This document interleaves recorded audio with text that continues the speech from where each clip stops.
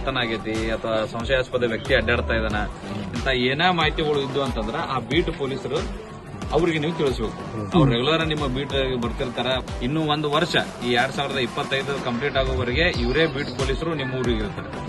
ಆ ಪ್ರತಿಯೊಂದು ಹಳ್ಳಿಯಲ್ಲಿ ಸಿಂದಗಿ ಲಿಮಿಟ್ಸ್ ಅಲ್ಲಿರುವಂತ ಎಲ್ಲಾ ಹಳ್ಳಿಗಳಿಗೂ ಇದೇ ತರ ಬ್ಯಾನರ್ಗಳನ್ನು ಮಾಡಿ ಸಾರ್ವಜನಿಕರಿಗೆ ಗೊತ್ತಾಗಲಿ ಬೀಟ್ ಪೊಲೀಸರು ಯಾರು ಅನ್ನೋದು, ಅವ್ರವ್ರ ಬೀಟ್ ಪೊಲೀಸರು ಯಾರದಾರ ಅನ್ನೋದು ಗೊತ್ತಾಗಲಿ ಅಂತ ಹಾಕಿದೀವಿ. ನೀವು ಯಾರು ನಿಮ್ದು ಬೀಟ್ ಸಿಬ್ಬಂದಿ ಅದಾರಲ್ಲ ಅವ್ರ ಹೆಸರು ನೆನ್ಪಿಟ್ಕೋಬೇಕು, ಅವ್ರ ಮೊಬೈಲ್ ನಂಬರ್ ನೆನ್ಪಿಟ್ಕೋಬೇಕು.